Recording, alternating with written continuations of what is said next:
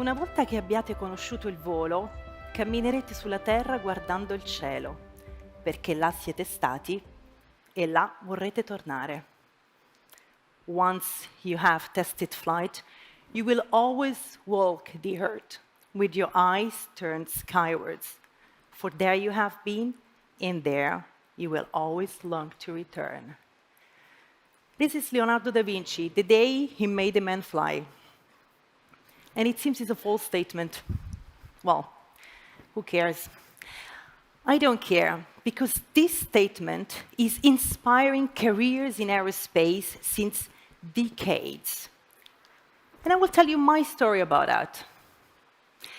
When I was 13 years old, I took a big pencil and a black paint, and I wrote that statement on the entire wall of my room. I still remember the reaction of my parents when they came home. They say, "Oh, she looks a little bit bizarre." But she has a so strong passion that actually she has the right to do it. And this statement is written at the entrance of my office. So 25 years later, those words are still driving my everyday work in space. That's why I don't believe in new space and old space, simply because there is no new passion and old passion. My name is Morena BERNARDINI. I'm the head of strategy of ArianeGroup. And you have understood, today we're talking about bring objects and the humans into space. Control center to everyone. We are 1 minute from launch and counting. I've just been informed that we have perfect weather conditions above Kourou. Susie, what's your status? Control center, my name is not Susie. Very funny, Nicole. I guess that is what you call astronaut humor. How are the vehicle and crew doing? Susie 11 crew is doing great, all systems nominal. The 5 of us are go for launch. Let's fire up our Ariane 6. Copy that. On my count, 5, 4, 3, 2, 1, ignition, liftoff. And stop. That's frustrating, I know. You will meet Susie later. By the way, what's Susie? Susie is a new way of conceiving reusability of the space transportation launcher. It's a very smart concept for the upper part of a launcher, able to do cargos, but Susie, it's also about exploration. It's about a new kind of cargos to bring in space, and it is about human spaceflight. Susie, it's an answer to the changes and the technological innovation we are experiencing in those times, since our domain has become increasingly competitive, and especially since few healthy space geeks enter into the game. So it is a way to respond to those challenges, those change who are acting and on a global scale on the space activities. And us in Europe, we certainly need to embrace those changes, to adapt to those changes, because we want to keep our strategic autonomy of access and moving into space. It takes years to develop a space transportation system, because it's complex, because it is rocket science. The road is long between a technological demonstrator to a reliable and industrialized system. So it is about being able to anticipate and target the future needs.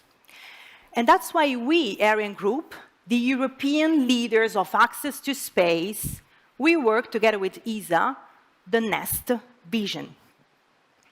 The NEST vision is, most of all, our capability to target future needs, opportunities, and technological endeavors. And to do so, we joined forces with few partners, Airbus, Thales Alenia Space, but also newcomers like Orbex, D-Orbit, and even academies, Polytechnique de Lausanne. Bringing all those experiences together means to benefit from a very large and complementary set of skills. So be able to anticipate, because yes, the competition today is very tough, but it is also our best chance to change. So to do that, in this vision of the 2030 space transportation onwards, we work together. Common, and other key words. Part of European space industry's DNA. That's the way we could develop in the last 40 years very sophisticated technologies. That's the way we choose to work together with partners. And in order to envision this future of space transportation, we, ArianeGroup, we could define 3 possible scenarios. We call that resilience, security, and in-space revolution. Of course, the last one is our favorite one because it's describing a very brilliant future for the industry in the next decades. And let's have a more insight about those together with Joost. This guy has the coolest job in the company. He's a human space flight manager. Thank you, thank you. Maybe they just chose me because I'm a bit closer to space than the average of us, being quite tall. Now, kidding aside, talking to you that space transportation is cool and that the future is full of opportunities is not hard because you're an easy crowd. But we have to understand the strategic role that space plays for our society here on Earth, today, and even much more so tomorrow. And it is for this reason that, together with our NEST study partners, we started investigating 3 scenarios. 3 scenarios, very different in their nature and in their context, but where we've been looking to the commonalities between the scenarios. Commonalities that will provide us robustness for a future that, of course, we do not know today. Now let's have a look at them. The first scenario, resilience, very much a continuity scenario. It's a scenario where Europe continues its transition towards a green economy, benefiting of sustainable space technologies. It is where markets are widely accessible, and throughout the markets, Europe will take its share. And with the increasing strategic use of space, we see that strategic autonomy is extended not just from access to space, but also in space and back down from space. And with these capabilities, Europe is then able to cooperate at eyes level. And those international cooperations, for instance in exploration, will lead to beautiful missions towards the moon, its surface, and to Mars and beyond. Now let's have a look at the second scenario, security. So definitely security is not our most favorite scenario. It is the, let's say, worst case. In this scenario, facing geopolitical tensions and insecurities, Europe takes a more standalone position, focusing on autonomy, on defense, for its own domestic needs. Each power block in the world will want its own telecommunications, Earth observation, also for security purposes, and we see a lot less cooperation. Exploration missions will see their scope reduced or even stopped because of the lack of these international alliances. Now, I have to say, when we were working on this scenario 2 years ago, it looked very far away because we were living in a safe world. But recently, honestly, we've been seeing many aspects of this scenario popping up. And then the third scenario, in-space revolution, definitely our favorite one. It is the one where we are looking at all the opportunities that in-space assembly and manufacturing can provide us. In this scenario, the in-space economy flourishes, and throughout the market segments, many new commercial opportunities arise. We see very large satellites being assembled in orbit, just like platforms, space stations. And we also see very large infrastructures. Why? Because they benefit from the much more intense solar power that we can get in space. These infrastructures can serve multiple purposes. Think about space data centers, solar power stations, and other manufacturing and assembly hubs. Now, these infrastructures will also require not only to be deployed and maintained and have an end-of-life strategy, but will also require human operators. Because, let's face it, even here on Earth, in the most roboticized factories, we need and benefit of local human operators. And for exploration, we see missions to the lunar surface and beyond. Now, throughout the three scenarios, we see many diverse activities in low and medium Earth orbit, geostationary orbit, towards the moon and beyond. So we see a lot of different masses that need to be transported to many different destinations. This does not only require access to space. As we said, it requires many new in-space activities, such as dispatching, tugging, refueling, payload upgrades, inspection, assembly and manufacturing, name it, and not to forget, end-of-system life removal and debris removal. So we're not only going to be transporting satellites, we're going to be transporting equipments, materials, different kind of fuels. And we will also see that there will be a requirement for services requiring pressurized and conditioned cargo and, of course, human spaceflight. Now let's talk a bit about exploration. Space exploration has always played a significant role for the development of space transportation, as you know. And ESA has recently published their Terra Nove strategy document, investigating how Europe intends to position itself in the global context. And we indeed think that this roadmap is key for our vision of the future. And why? Because it investigates the nice balance that we have to have between independence and cooperation. We have seen that certain equilibria are very fragile. And we've also seen, and we know, that collaboration and cooperation can bring about beautiful missions.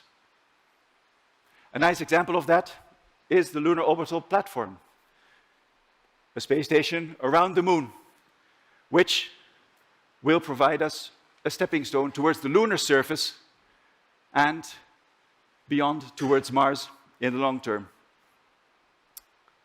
Furthermore, on the lunar surface, we will be seeing more and more activities, infrastructures, many elements, infrastructures requiring power systems, which require mobility, which will require in-situ resource utilization, and which will require a lot of logistics, cargo, human, not only towards the surface, but just as well back. So now you finally understand that actually throughout the scenarios, all the types of activities we need is actually not so different. The list is the same. It's just the amount of use we make of each differs per scenario, of course. And furthermore, we see that cargo and human spaceflight will play an increasingly strategic role. So you see, space transportation is really under a shift of paradigm, and we definitely need to acquire new capabilities in order to fill all those missions. Up to now, launches bring payloads into a defined point into space.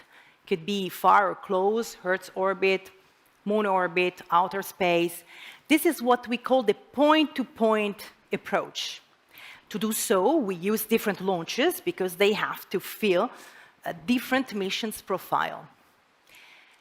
So to be very clear, we are not, ArianeGroup, we don't believe in the one-size-fits-all. We still need to have different launches able to perform different missions profile, simply because this is what so diversified missions require in Europe. By the way, if you look at the transportation on Earth, nobody is applying this rule neither. I mean, you do not go from A to B on Earth only with one mean. In the future, we believe we are going towards a space logistic network. So launches will continue to carry payloads, be sure, into hubs. It means that in the future, we will still need to have a family of launches with different performances, able to fit all those diversified missions. And that's why ArianeGroup proposes a family for the next generation of our launches in Europe. Launches that are modular, scalable, for sure reusable, using commonalities, some sub-assemblies, common sub-assemblies like the Prometheus engine that we develop. And this family is basically composed by a mini, a medium, a heavy, and a very heavy launcher. For example, let's take the very heavy. It's using boosters who are the central core of the mini. Exactly what happens today between Vega C and Ariane 6, the central core of Vega C being Ariane 6 boosters. This approach ticks important boxes: flexibility, adaptability to the market, competitiveness, availability, reliability, I should say first this one, commonalities, standardization.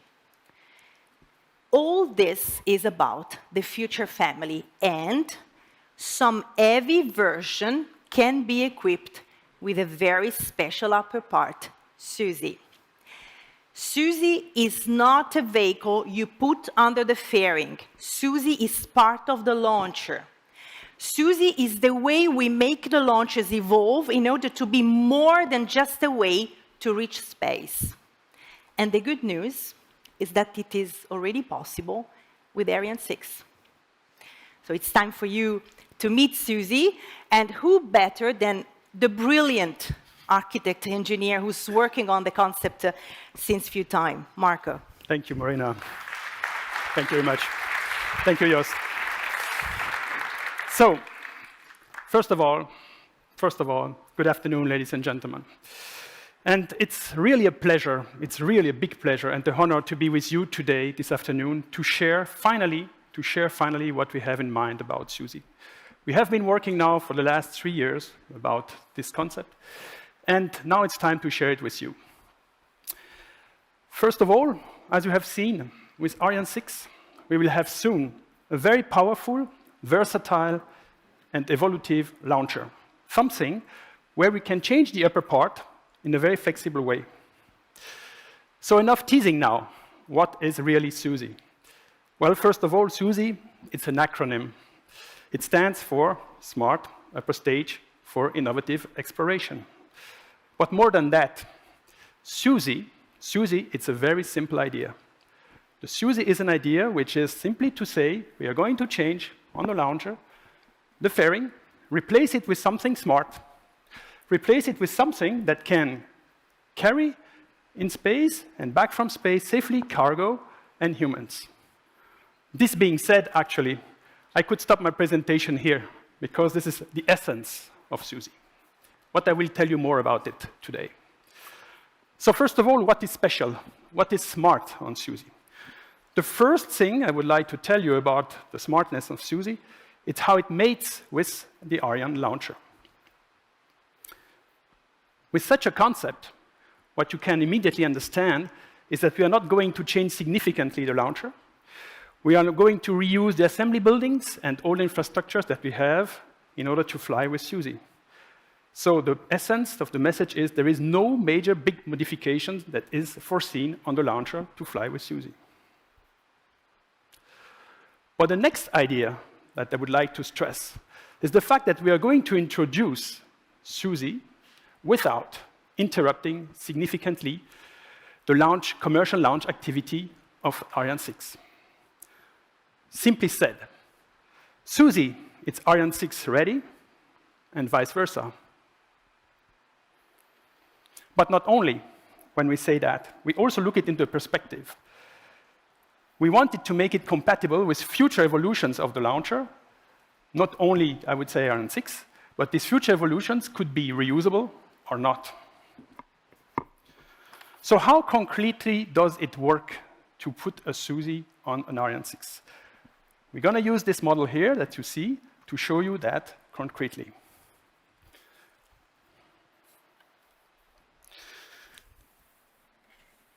So thank you, Joost, for helping me.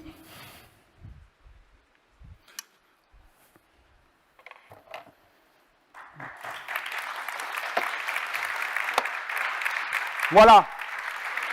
It's done. It was as easy as that. And we did it without crashing the thing. Huh? You have seen that. It was a major danger in the operation.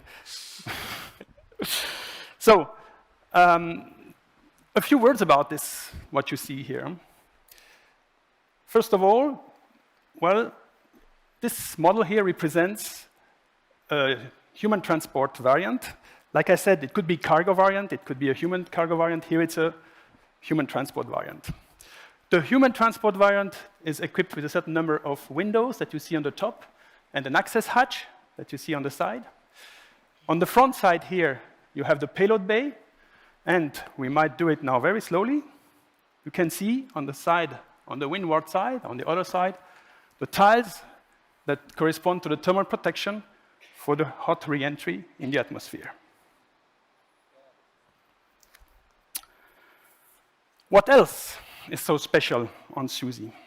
Well, a few words about how Susie re-enters the atmosphere. Susie has no wings. Susie is just what we call a lifting body.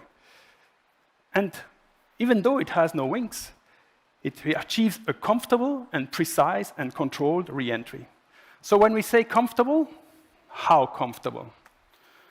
Well, it's about 2.5 to 3 Gs, maximum G load that you encounter during the re-entry, a nominal re-entry. By the way, this is quite similar to what you have on Space Mountain. So probably you have experienced that by yourself, and you know how that feels. One comment here, such level is fairly better than what you would have with a capsule. First point. The second point is that it is a steerable, and we will say a little bit about that further, aiming, therefore, for a precise landing spot on Earth. So in order to achieve that, you see Susie has a generic shape, what we call the lifting body, and that shape basically allows you to surf on the upper layers of the atmosphere, and by surfing, you basically dissipate the energy, you control yourself well, and you aim for a precise point. Yes, we talk about surfing, but don't forget, we are surfing here at Mach 25. That's not that easy. So in fact, to achieve that, surfing at Mach 25, for the re-entry, Susie adopts a few tricks.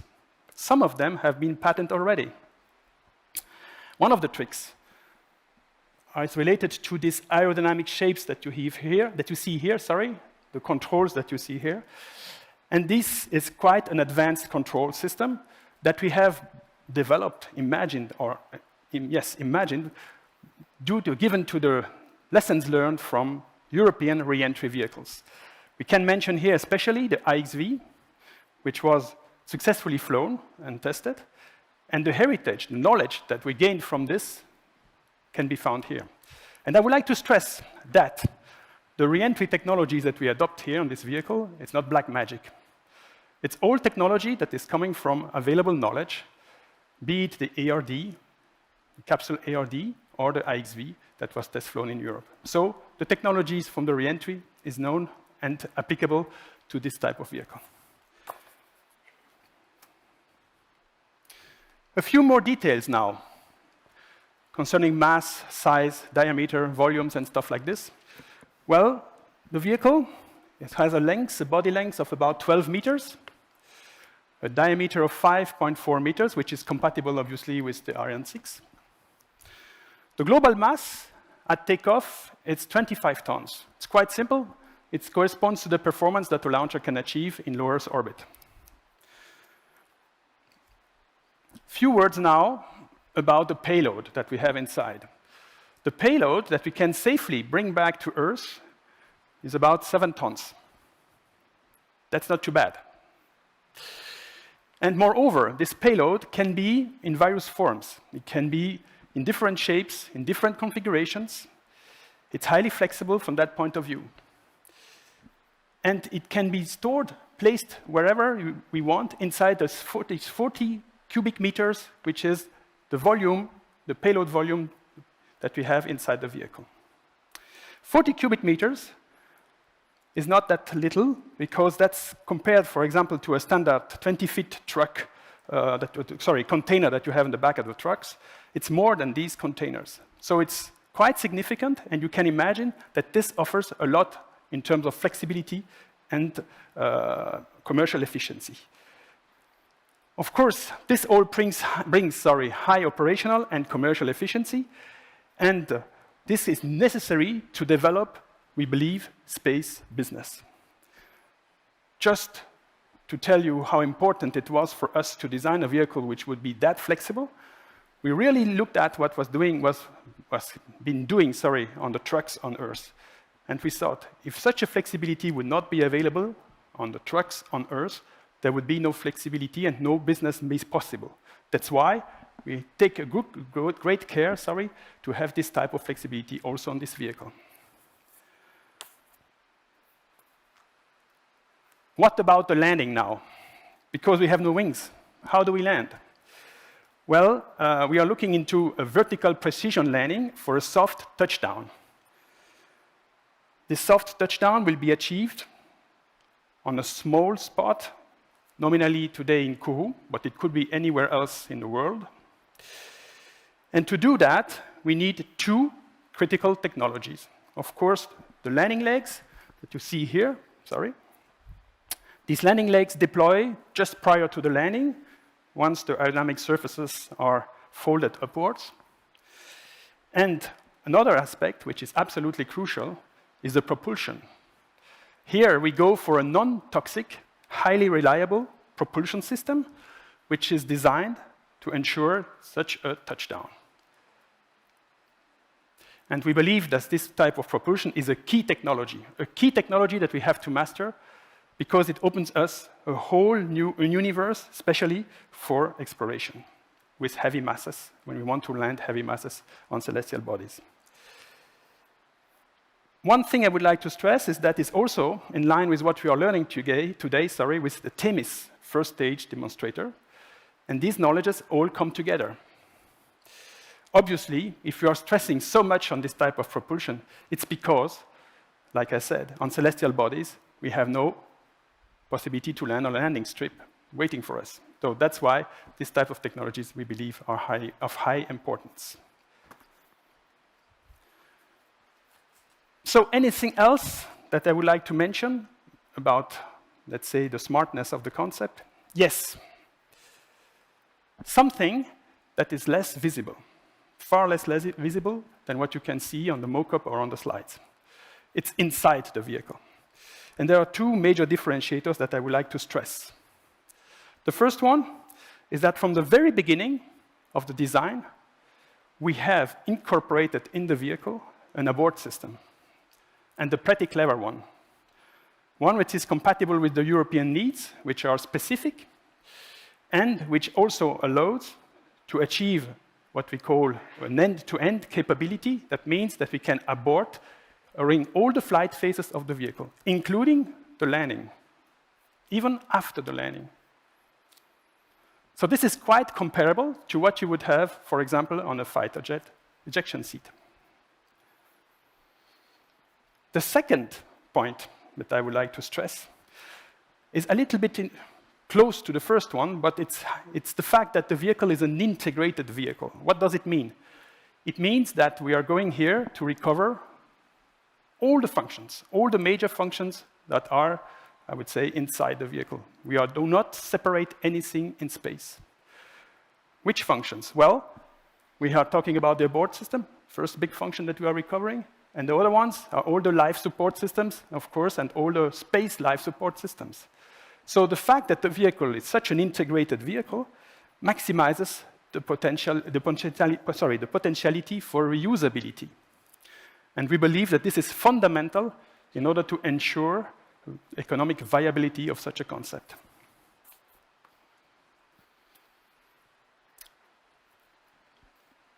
Few words now about the perspectives and the potential evolutions of such a vehicle.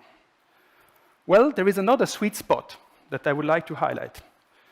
This other sweet spot, it's the fact that this vehicle is scalable. What do we mean with scalability? Scalability comes, in fact, in different ways. Let's talk about the first one, which is, of course, the geometrical way. So scalability is simply like changing the scale of the vehicle, the size. But that's just one aspect. The other aspect of scalability is that, and we are adopting this and we are using it on the Susie concept, is that we can change the proportions of the vehicle. The proportions are the ratio between the length and the diameter, for example. And here it's extremely flexible. That's a big differentiator, as well with respect to a capsule. We can stretch the vehicle the way we want. It would still work. But beyond geometrical scalability, we also can see functional scalability. For example, if you look at this picture here. So what does it mean? It means that we could, for example, say on such a concept that we replace what is inside the payload bay by a volume where we can accommodate astronauts in a very comfortable way in order to allow them to fly for longer missions. Of course, to do so, Susie would not be sized enough, wouldn't be big enough. So we would connect Susie to a space transfer module, which would be able then to bring power, air, electricity, thrust, whatever you need to extend the mission, to go further than low Earth orbit. Okay, this being said, is that enough? Are we going to be happy if we just play with those ingredients? In fact, another aspect is very important as well. If we start playing like this with a space transfer module plus Susie, we have to check that our vehicle, that Susie, is also capable to re-enter with high energy in the atmosphere. Coming back from Moon or from Mars is not the same as coming and re-entering from low Earth orbit. We would there be surfing as well in the upper layers of the atmosphere, but not at Mach 25. We would be doing that at Mach 35. Well, we checked. And this is one of the major points that we push today. We say, okay, the concept that we have, it's scalable also energy-wise. That means that we can fly it at higher energies, re-entry modes. We did that, and we showed that there are no showstoppers for that. And I would like to stress that this is also a major differentiator with respect to other lifting bodies. Vehicles that would look like this, that you see around the world, but today they have some quite limitations regarding the energy of re-entry. This is not the case here on this vehicle. So, of course, when we are coming back from the Moon, from Mars, with such space trains, we call it space trains, not all the vehicle is re-entering the atmosphere, but just the part in the front, which is the Susie. The rest of the space train stays in orbit. It's reusable and refuelable, and therefore ready for a future mission. So now you understand that Susie has been already designed for evolution. In fact, we believe that Susie strongly prepares Europe for a variety of upcoming challenges. We have been speaking about cargo up and down, astronauts up and down, the resulting space activities and in-services. But another key aspect that I would like to stress is that the scalability that we have in Susie and all the related technologies that we have been developing, in fact, paves the way for future reusable launchers. And that's quite unique.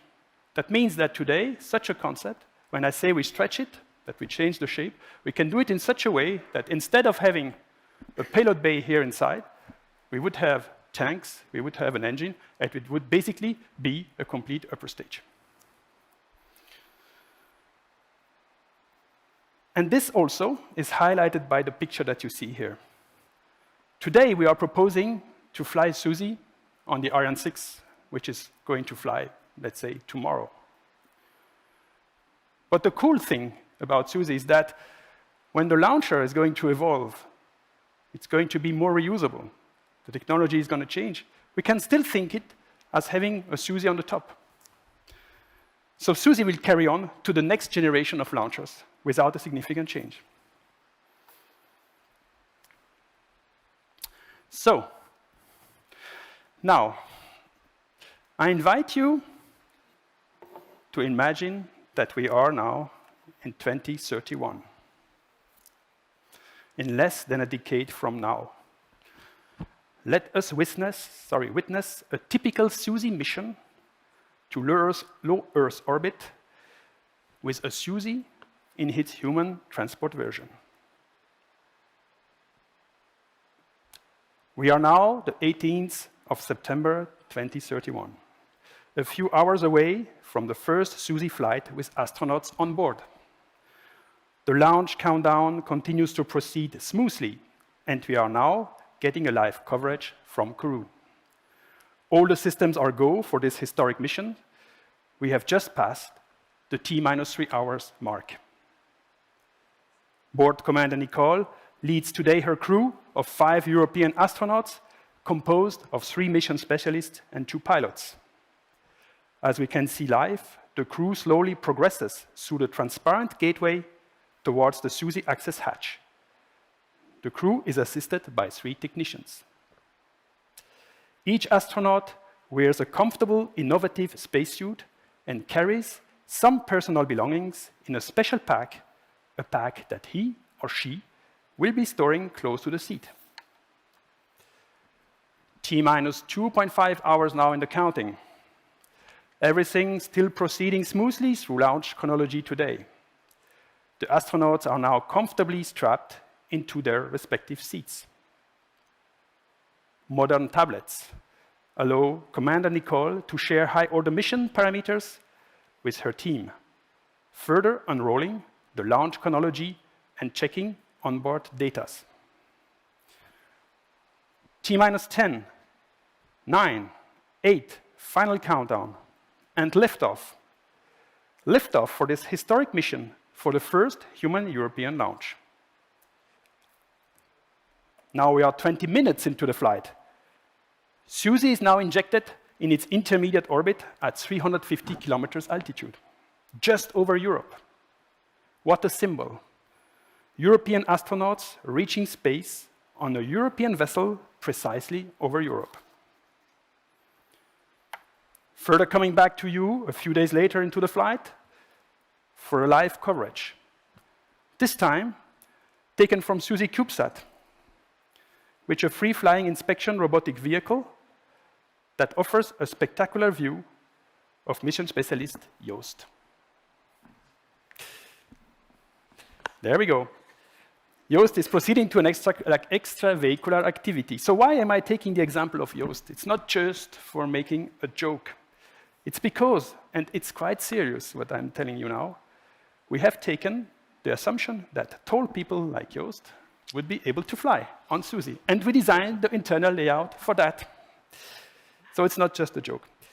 Joost is now about 2 hours in his EVA. His mission today, the repair and the calibration of a new type of laser ranging system, planned to be used for upcoming docking maneuver expected tomorrow.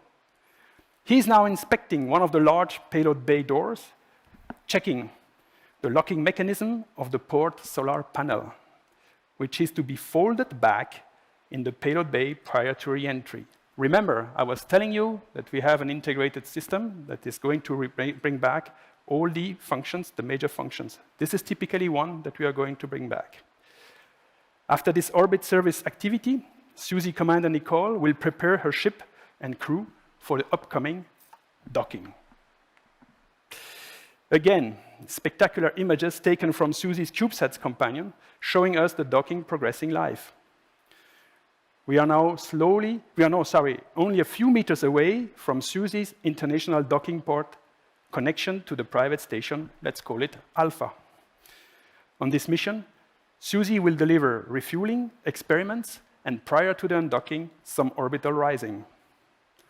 Finally, about 20 days into the mission, we are witnessing live the final approach of Susie back from the very first mission with Europeans on board. We have touchdown of Susie at the Centre Spatial Guyanais. Mission accomplished. Welcome back on Earth. Wow. What a guy to work with. What a guy to work with, not only because he's designing the seat for me, which was not the case when they designed planes. No, kidding. You understand why we are so proud today to be presenting you the Susie Concept. When we started over 2 years ago, we set the bar quite high, and we ended up with a concept that is really a fundamentally smart technical approach. It is an approach which is scalable, modular, and reusable, avoiding a niche development. And it advances Europe significantly on many competencies, especially reusability. Now, launching things into space with high reliability and performance is in our DNA. So it's the perfect starting point for such an adventure. But the real importance here is the simplicity. It is simple in its essence, avoiding unnecessary and costly complexity. It really makes you think, why didn't we always do it like this? Well, the fact that the solution is scalable provides us with a huge opportunity. It is scalable, as Marco said, not only in geometry and function, but we can also use an incremental approach to implement it. We can already fly it on Ariane 6. We don't have to wait for the next generation launcher. We can already start with a subscale demonstrator to make sure and to prove ourselves that indeed we have all these technologies in Europe together with the whole industry. And then we can develop an automated cargo version and later a human-rated version. And as you've seen, we can even think ahead, stretching it even further and putting in all the cryogenic propulsion systems of the upper stage, enabling full launcher reusability. So now you understand the full potential that we can unleash step by step. So what do we expect from such a system able to do both cargo and transport to humans? Why it is so critical? First, because we are convinced that space systems tomorrow need to serve multiple purposes.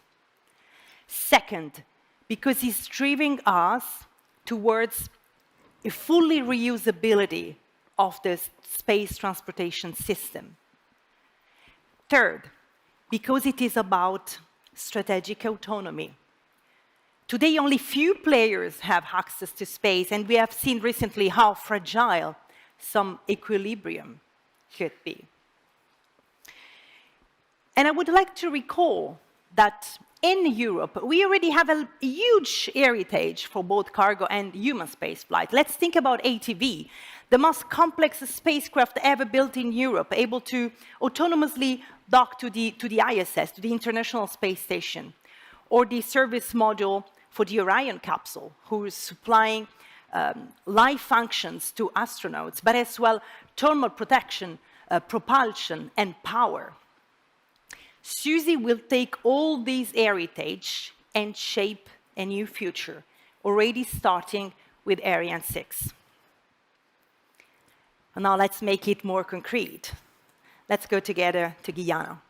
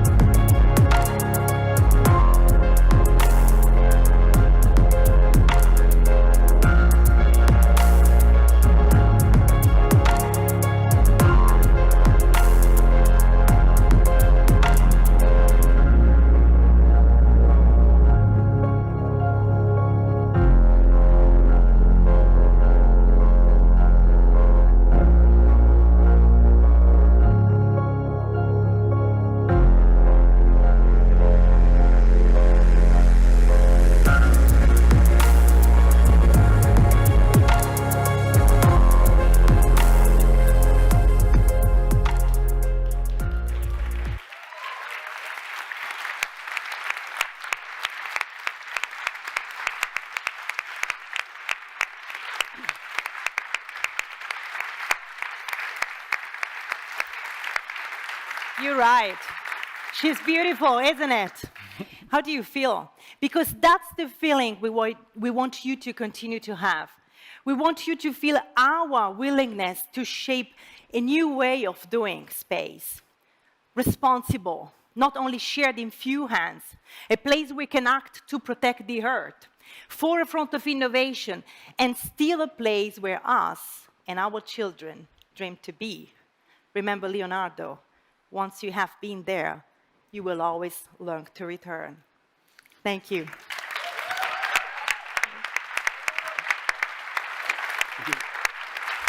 Thank you.